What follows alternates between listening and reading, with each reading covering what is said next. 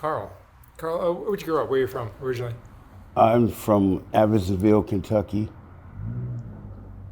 Tell me about your uh, tell me about your childhood. You had both your parents as a kid. Yes, I'm the youngest boy out of nine boys, and I have six sisters. And my mother, I was kind of like around my mother a lot because I was the baby boy and I was always at home. And I enjoyed tinkering around with musical instruments and stuff like that. So my mother had a lot of boyfriends that was around us because my father wasn't around. My father lived in another state actually, and my father, I never did get the chance to meet my father until I was 13 years old. Um, my mother had a my mother had a boyfriend. His name was Jonathan. He was kind of office type of guy. Worked in an office there, and I used to be sort of what fond of him because he would always take me in a room and watch cartoons with me when I was a kid. And he would call my sisters all the time to the door and tell them they couldn't come in. Then he would put me out of the door. And that's when I learned about molestation. He started molesting my sisters, all three of my sisters, while my mother was at work. And after that happened so long and so much, he knew that I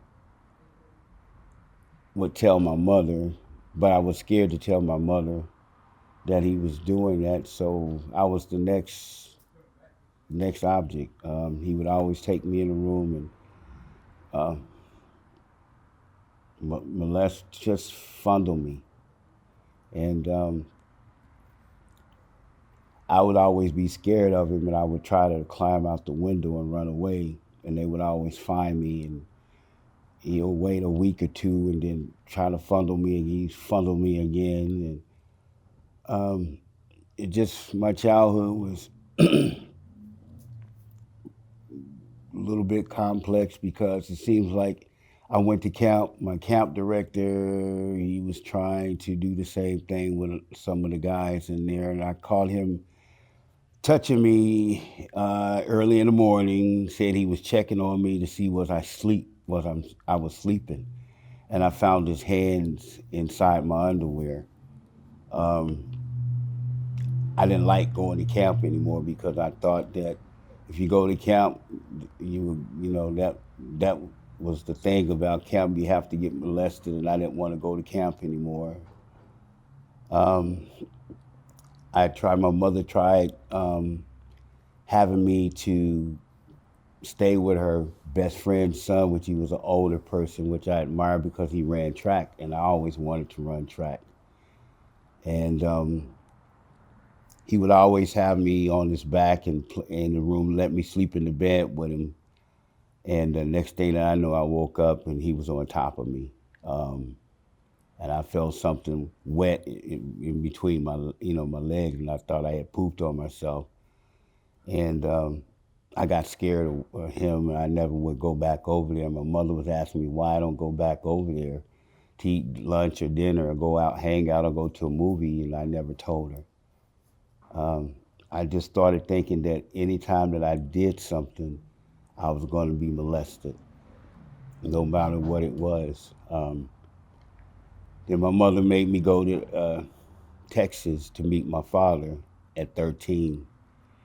And I didn't really want to go on the Greyhound bus by myself. I was scared. I was about to get out in another state because I thought the same thing was going to happen to me with my father.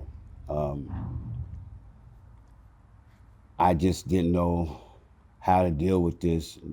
It took me a lot of years to learn uh, to get this out. I never would tell anybody because I didn't want anybody to think that oh, I enjoyed it or I liked it or something like that. I just felt ashamed that people would know that this happened to me. But I feel now that I'm not alone because I'm not the only one that this had happened to.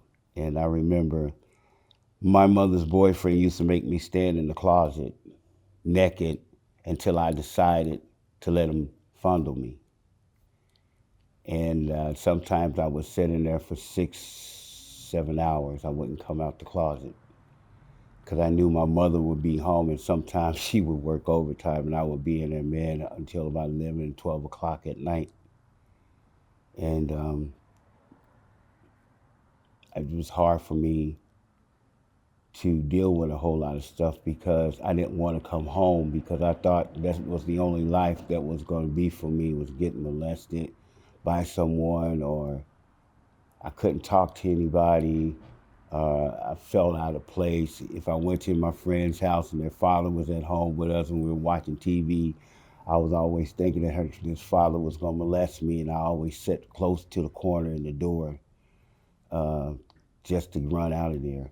And I was really frightened and scared about a whole lot of things, about dealing with males, because I thought everybody was going to try to molest me. And I never would tell anybody because I thought they would laugh at me. And until this day, it's hard to deal with sometimes, but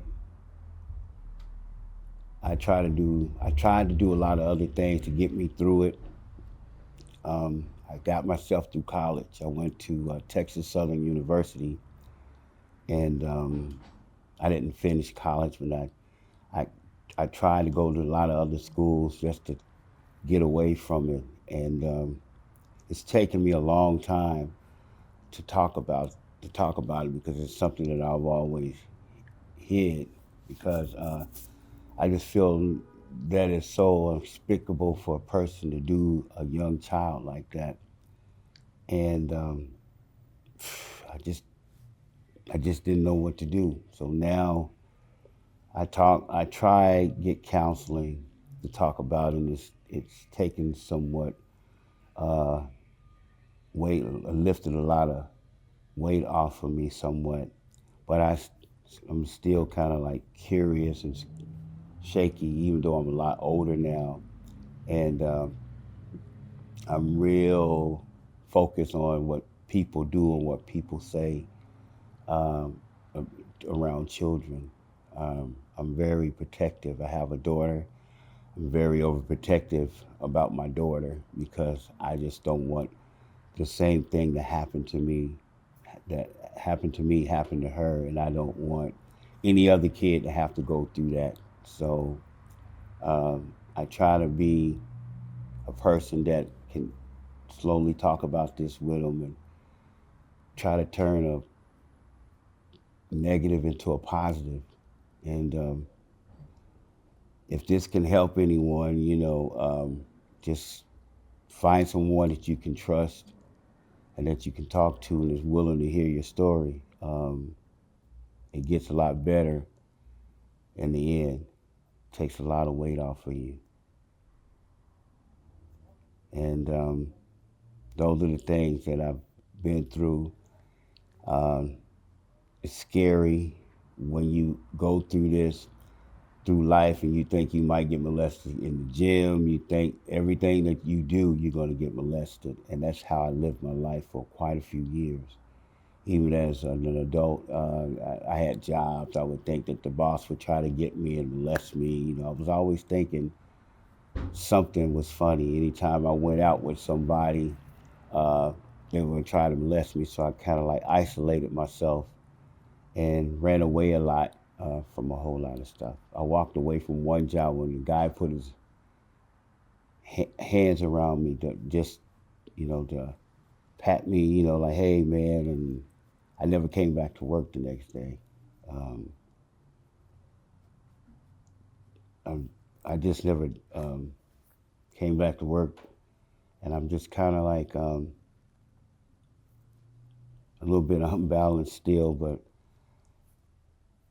I get through it. I get through it now, and it's just something I just want to share with you, with people, that you don't have to be afraid. Um, there are some good people. Uh, you're gonna meet them. You're gonna have to tell them what's going on with you. Please don't be afraid to tell no one that you're being molested or anything. Um, Try to stop it before it continues. And I'm glad it stopped for me. Um, but I still have dreams and stuff, uh, mental stuff. I think about it, and I wish I would have died or something like that. But I'm here for a reason, and maybe this is the reason for me to express that, there is help. There is people that can help you get through this. And I'm getting through it right now. It's a little difficult at times. I have my days where I just isolate myself from people, family members, because I think about some of the stuff that happened to me. But I just keep going. How has this affected you as an adult? Like your adult relationships Um, with women or with men?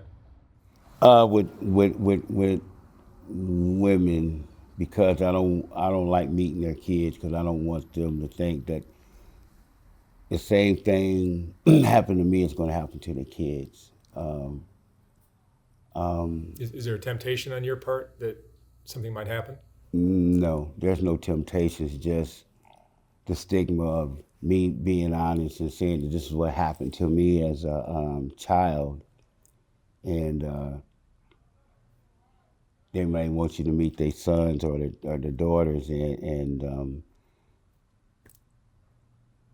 they got the stigma that you're a molester or something like that. Because if you've been molested, you're going to do it to someone else, and it's not true. It's never happened for you? Never happened. Never happened. I'm just overprotective of the kids. I know they're not my kids, but I'm very overprotective because I don't want things to happen to them. What happened to me to happen to them. I just don't want that to happen to any child. Um, if I can help anyone, I will. I can and I will. I think I'm to a point in my life to where I can settle and I can deal with certain things. This to a certain degree. I get angry a lot at myself sometimes. I don't work anymore because I could sit at a desk or something like that, and I get to thinking about this, and it bothers me, and it affects my job, the work that I do sometimes. So the emotional damage it causes Yeah, continues on still today? yeah, yeah, it does. As I was talking to you, it brought up some feelings.